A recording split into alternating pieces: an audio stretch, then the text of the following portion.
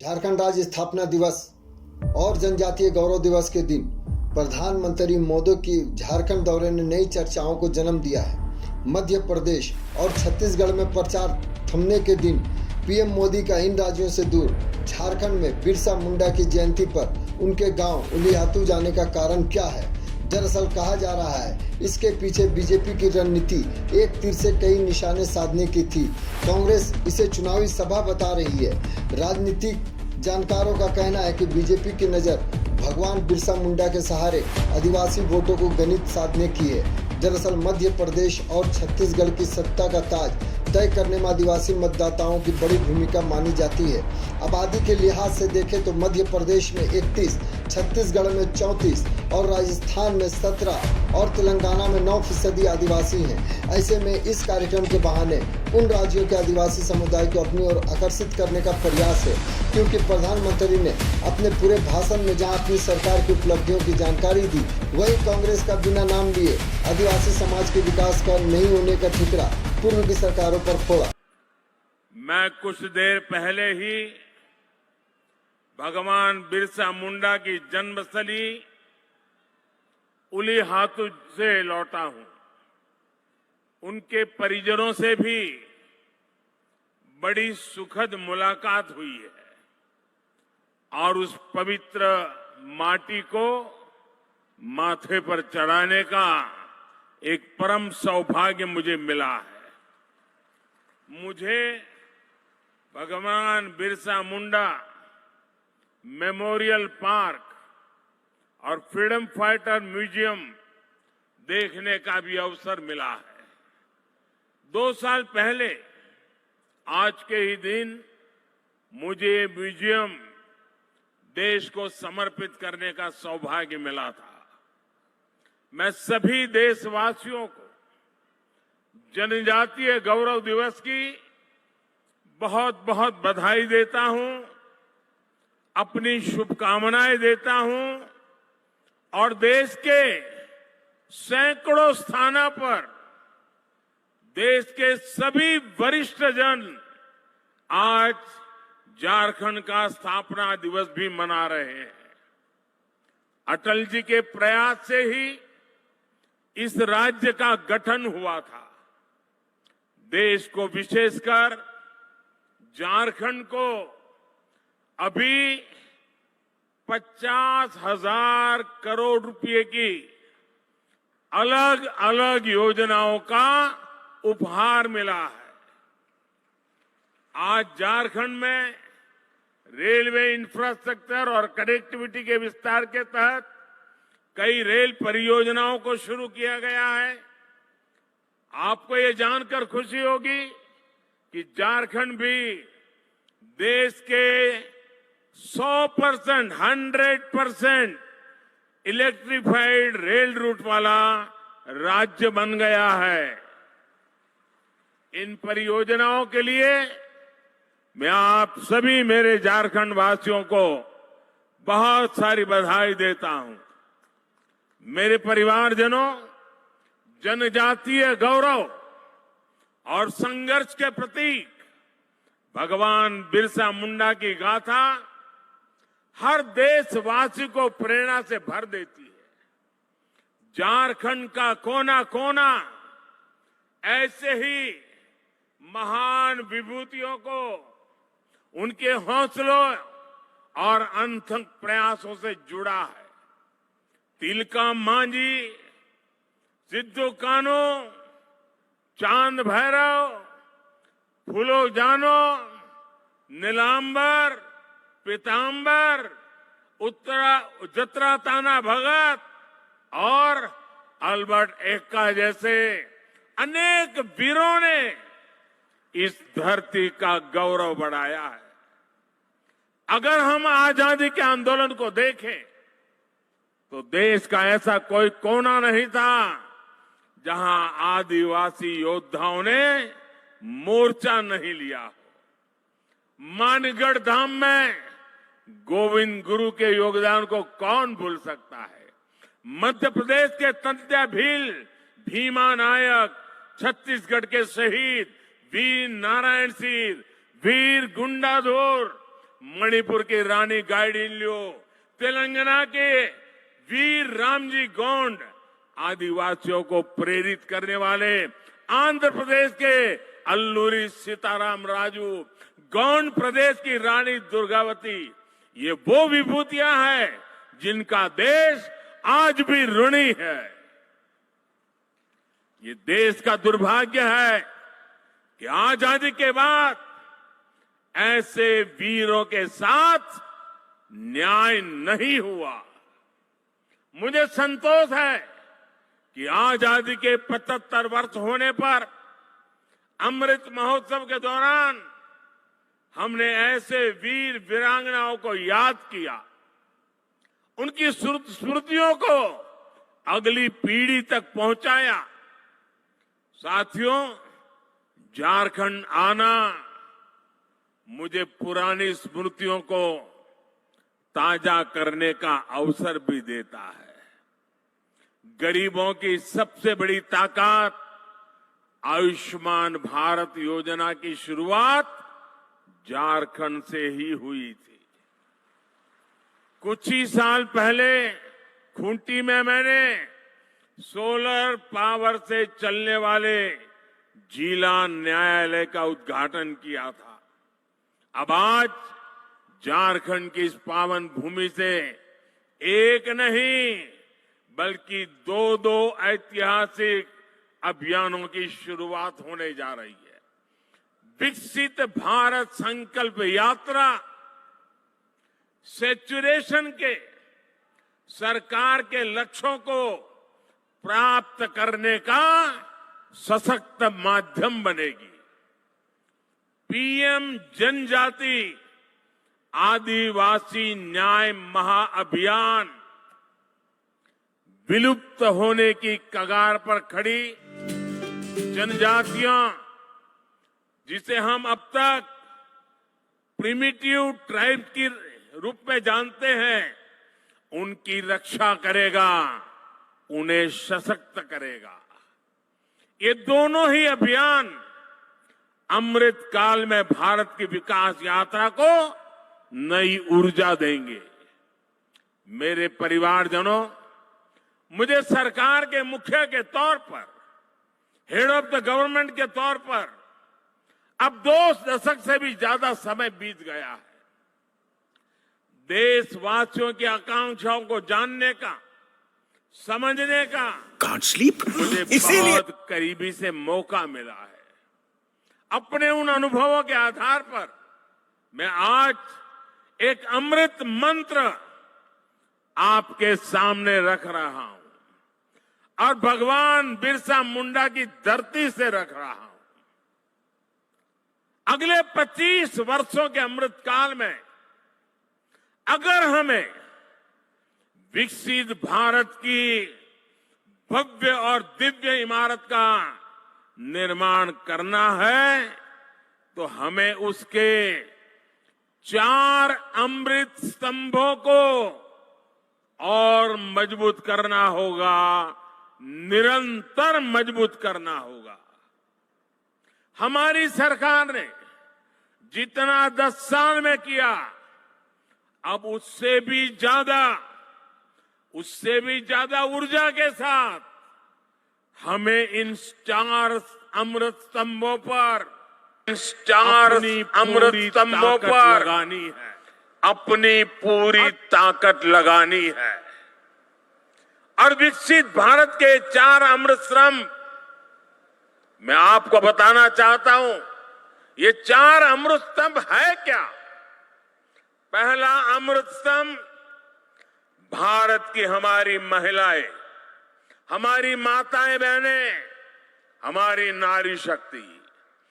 दूसरा अमृत स्तंभ है हमारे भारत के किसान भाई बहन और किसानी से जुड़े हुए जो कारोबार है, चाहे पशुपालक हो, चाहे मछली पालक हो, ये सारे हमारे अन्नदाता। तीसरा अमृत स्तंभ भारत के नौजवान, हमारे देश की युवा शक्ति, जो आने वाले 25 साल में देश को नई ऊंचाई पर पहुंचाने वाली सबसे बड़ी शक्ति है। और चौथा अमृत स्तंभ भारत का मध्यम वर्ग,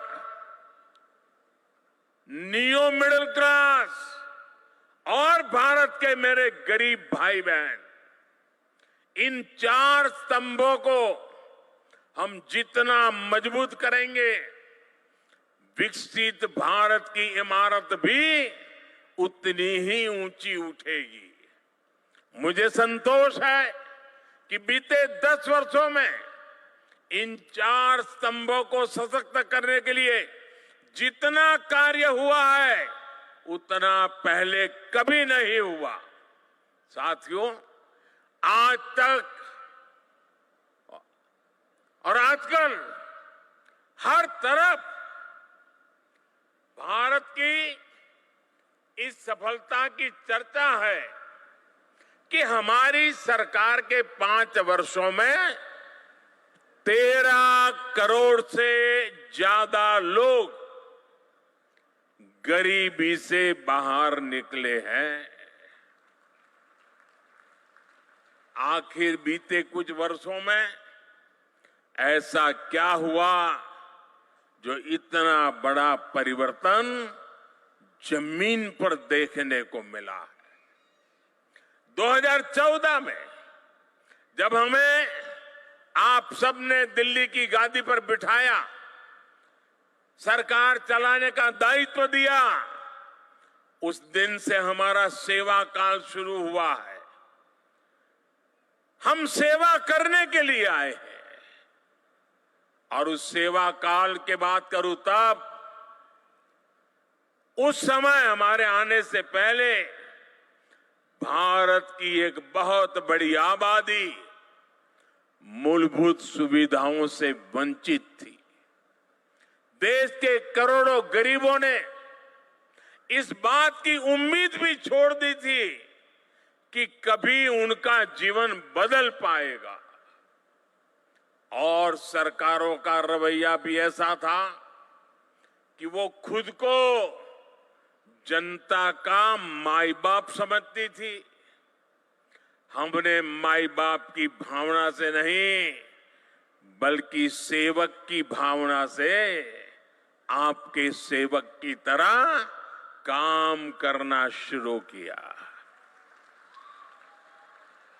जो वंचित थे हमने उन्हें वरीयता देना शुरू किया। जिन्हें सबसे दूर समझा जाता था, सरकार खुद चलकर उनके पास गई। जो दशकों से उपेक्षित थे, हमारी सरकार उनका संबल बनी, उनकी साथी बनी। ब्यूरोक्रेसी वही थी, लोग वही थे, फाइलें भी वही थे, कानून नियम भी वही थे, लेकिन सोच बदली। और सोच बदली तो परिणाम भी बदल गए। 2014 से पहले देश के गांवों में स्वच्छता का दायरा 40% से भी कम था। आज हम 100% के लक्ष्य पर पहुंच रहे हैं। हमारी सरकार से पहले एलपीजी कनेक्शन सिर्फ 50-55% घरों में था। आज करीब करीब 100% घरों में महिलाओं को धुएं से मुक्ति मिल चुकी है। पहले देश के सिर्फ 55% बच्चों को ही जीवन रक्षक टीके लग पाते थे, आधे बच्चे रह जाते थे। आज लगभग 100% बच्चों का टीकाकरण हो पा रहा है। आजादी के बाद 7 दशकों में देश के सिर्फ 17%, 17%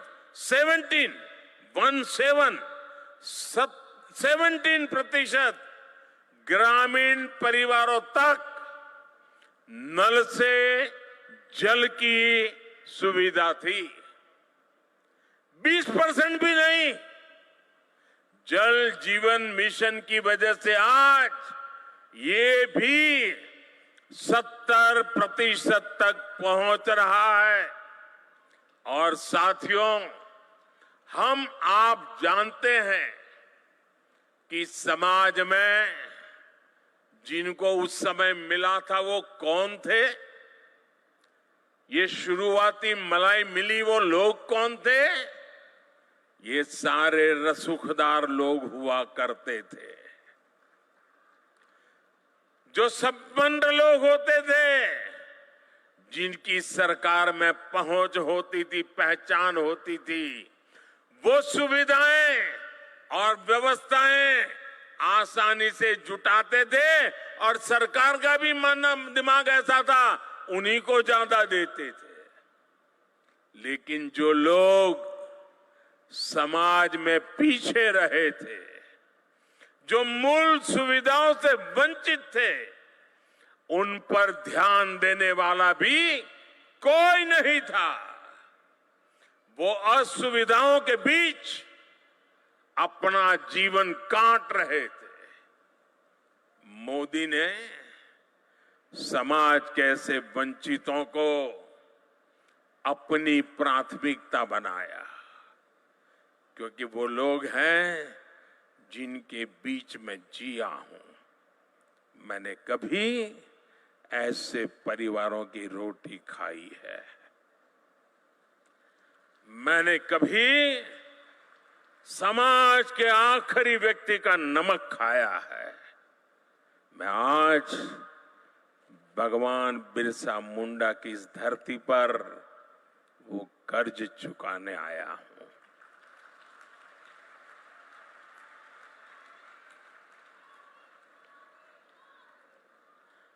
मेरे परिवारजनों, आमतौर पर सरकारों का रवैया रहता है कि जो आसानी से हासिल हो जाए उस लक्ष्य को पहले प्राप्त करो। लेकिन हमने दूसरी रणनीति पर काम किया। मैं तो ज्ञानियों को कहूंगा इसका अध्ययन करें। आपको याद होगा, आजादी के इतने दशकों के बाद भी 18,000 गांव ऐसे रह गए थे जहां बिजली नहीं पहुंची थी। 18वीं शताब्दी में जीने के लिए, अंधेरे में जीने के लिए मजबूर थे। उन्हें अंधेरे में जीने के लिए छोड़ दिया गया था, क्योंकि वहां बिजली पहुंचाने के लिए कई तरह की मुश्किलों का सामना कठिन था, मैं मानता हूं। लेकिन कठिन था तभी तो करना होता है। मक्खन पे लकीर तो हर कोई करता है, अरे पत्थर पर भी तो लकीर करनी चाहिए। और मैंने लाल किले से वादा किया था देश को कि मैं 1000 दिन में 18,000 गांवों तक बिजली पहुंचाने का कठिन संकल्प मैंने सार्वजनिक रूप से लिया था। और आज मुझे सर झुका करके कहना है कि ये आपके सेवक ने उस काम को समय पर पूरा कर दिया था। साथियों, हमारे देश में 110 से ज्यादा जिले ऐसे थे जो विकास के हर पैरामीटर पर पिछड़े हुए थे, बहुत पीछे थे। इन जिलों पर पुरानी सरकारों ने थप्पा लगा दिया, ये तो पिछड़े हैं। और पहले की सरकारें बस उसकी पहचान कर ली, ये बेकार है, पिछड़े हैं, आगे कुछ नहीं हो सकता है, और सरकार सोती रही। इन जिलों में शिक्षा, स्वास्थ्य सुविधाएं दशकों से दयनीय स्थिति में थी। और संयोग देखिए कि इन्हीं पिछड़े जिलों में देश की सबसे ज्यादा मेरे आदिवासी परिवारों की जनसंख्या रहती थी। जब अफसरों को पनिशमेंट पोस्टिंग करनी होती थी तो इन्हीं जिलों में भेज दिया जाता था। थका हुआ, हारा हुआ, नाकाम जो व्यक्ति है उसी को कहते जाओ यार तुम उधर रहो, तुम्हारा इधर काम नहीं है। अब वो जाके क्या करेगा? इन 110 से ज्यादा जिलों को अपने हाल पर छोड़कर भारत कभी विकसित नहीं हो सकता था। इसलिए वंचितों को वरीयता के सिद्धांत पर चलते हुए हमारी सरकार ने इन जिलों को एस्पिरेशनल डिस्ट्रिक्ट, आकांक्षी जिलों के रूप में घोषित किया। हमने इन जिलों में सरकारों को विश्वास में लेकर के सबसे होनहार अफसरों को नियुक्त करने पर जोर दिया। जिन जिलों में हम शिक्षा, स्वास्थ्य, सड़क ऐसे अनेक विषयों पर शून्य से काम शुरू करके सफलता के नए शिखर पर पहुंच रहे हैं। यहां झारखंड में भी ये अपना खूंटी समेत ऐसे कई जिले उस सूची में है। अब आकांक्षी जिला अभियान की सफलता को आकांक्षी ब्लॉक कार्यक्रम के जरिए इसका विस्तार किया जा रहा है। मेरे परिवारजनों, दशकों तक हमारे देश में सोशल जस्टिस, सामाजिक न्याय और सेक्युलरिज्म न जाने रोज सुबह शाम इसके गीत तो बहुत गाए, बयानबाजी बहुत होती रही। सच्चा सेक्युलरिज्म तभी आता है जब देश के किसी भी नागरिक के साथ भेदभाव की सारी संभावनाएं खत्म हो जाए। सामाजिक न्याय का भरोसा तभी मिलता है जब सबको बराबरी से, समान भावना से सरकारी योजनाओं का लाभ मिले। दुर्भाग्य से आज भी बहुत से राज्यों में कई गरीब हैं जिनके पास योजनाओं की पर्याप्त जानकारी नहीं है। कई ऐसे भी गरीब हैं जो योजनाओं का लाभ लेने के लिए भाग दौड़ करने में सक्षम नहीं है। आखिर कब तक हम उन्हें उनके हाल पर छोड़े रहेंगे? इसी दर्द में से, इसी पीड़ा में से, इसी संवेदना में से ये एक सोच निर्माण हुई है और इसी सोच के साथ अब आज से विकसित भारत संकल्प यात्रा शुरू हो रही है। ये यात्रा आज 15 नवंबर भगवान बिरसा मुंडा की जन्म जयंती 15 नवंबर से शुरू करके अगले साल 26 जनवरी को तक उसको चलाया जाएगा।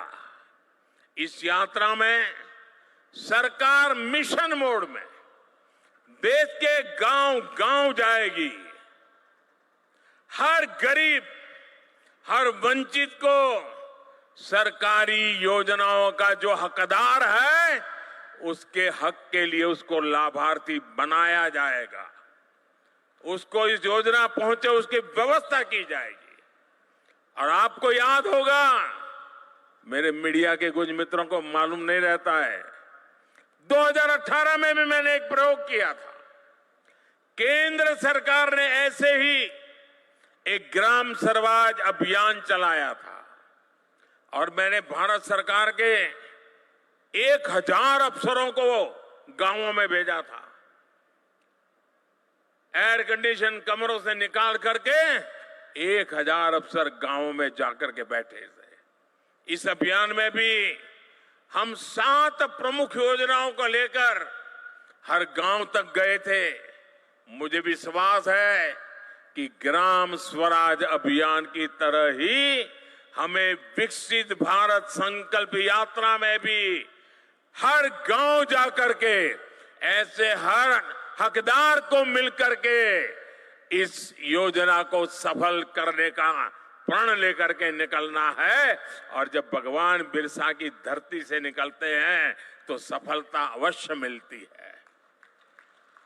मैं वो दिन देख रहा हूं जब हर गरीब के पास मुफ्त राशन देने वाला राशन कार्ड होगा, जब हर गरीब के पास उज्ज्वला का गैस कनेक्शन होगा, सौभाग्य का बिजली कनेक्शन होगा और नल से जल होगा। मैं वो दिन देख रहा हूं जब हर गरीब के पास 5 लाख रुपए तक का मुफ्त इलाज देने वाला आयुष्मान कार्ड होगा, जब हर गरीब के पास उसका अपना पक्का घर होगा। मैं वो दिन देख रहा हूं जब हर किसान केंद्र सरकार की पेंशन योजना से जुड़ जाएगा, जब हर मजदूर पेंशन योजनाओं का लाभार्थी हो जाएगा, जब हर पात्र नौजवान मुद्रा योजना का लाभ ले सकेगा और एक एंटरप्रेन्योर बनने की दिशा में कदम रखेगा। विकसित भारत संकल्प यात्रा एक तरह से देश के गरीबों को, देश की माताओं बहनों को, देश के नौजवानों को, देश के किसानों को मोदी की गारंटी है।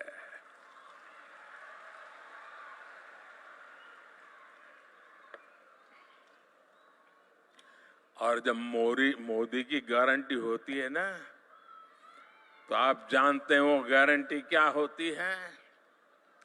मोदी की गारंटी यानी गारंटी पूरा होने की भी गारंटी।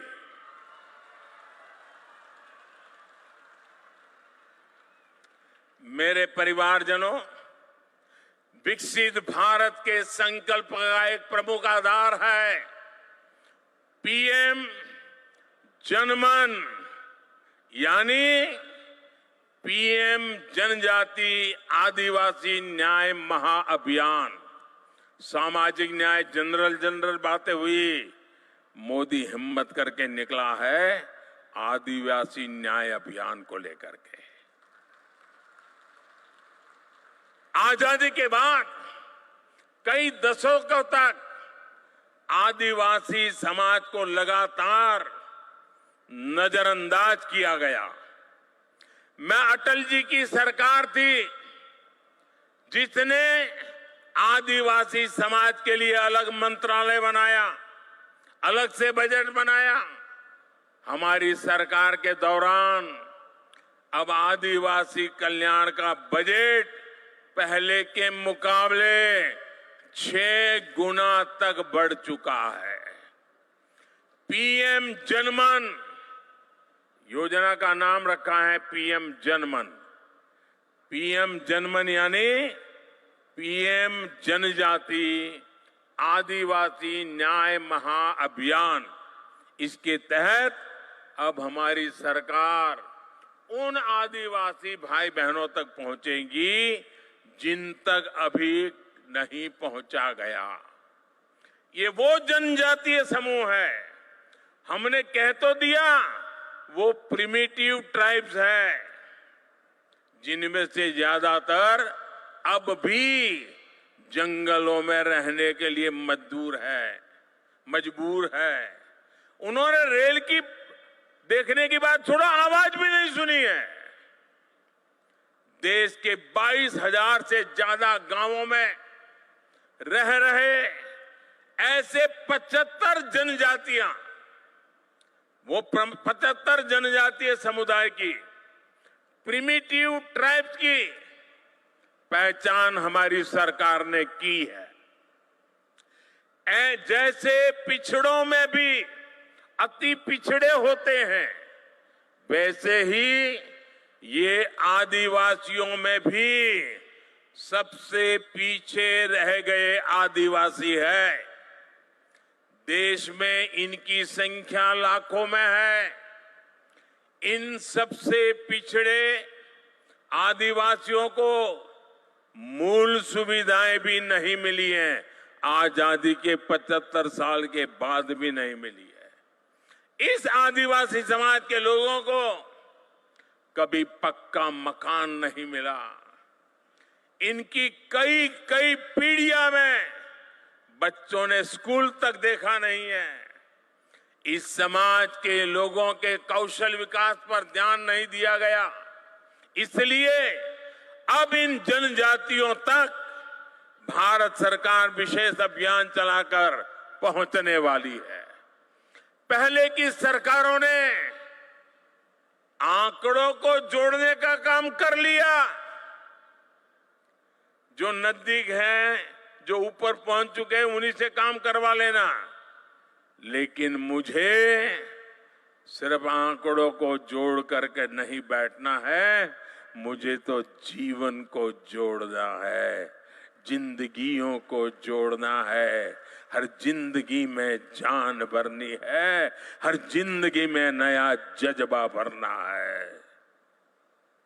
इसी लक्ष्य के साथ आज पीएम जनजाति आदिवासी न्याय महाअभियान यानी पीएम जनमन, हम जनगण मन तो गाते हैं, आज मैं पीएम जनमन के साथ इस महाअभियान की शुरुआत हो रही है। इस महाअभियान पर भारत सरकार 24,000 करोड़ रुपए खर्च करने जा रही है। महिला स्वयं सहायता समूहों को भी आज सरकार से रिकॉर्ड आर्थिक मदद दी जा रही है। और लखपति दीदी अभियान, कुछ लोगों को मेरी बातें सुनकर के चक्कर आ जाते हैं। मेरा सपना है 2 करोड़ महिलाओं को लखपति दीदी बना के रहूंगा। 2 करोड़ महिलाओं को स्वयं समाज सहायता समूह चलाने वाली 2 करोड़ महिलाएं लखपति बन के रहने वाली है। देख लेना आप। आज भाई दूज का पवित्र पर्व है। देश की सभी बहनों को उनका ये भाई गारंटी देता है कि बहनों के विकास में आने वाली हर रुकावट को ये आपका भाई ऐसे ही दूर करता रहेगा। आपका भाई आपकी मुसीबतों की मुक्ति के लिए जी जान से जुटा रहेगा। आज देश के किसानों को पीएम किसान सम्मान निधि की 15वीं किस्त रिलीज की गई है। अब देश के करोड़ों किसानों के खातों में भेजी गई कुल रकम 2,75,000 करोड़ रुपए को पार कर गई है। आप में से जो किसान यहां बैठे होंगे, उनके मोबाइल पर मैसेज आ चुका होगा कि 2,000 रुपया आपके खाते में जमा हो गया है। कोई कटकी कंपनी नहीं, कोई बिचौलिया नहीं, डायरेक्ट मोदी का सीधा नाता रहता है आपके साथ।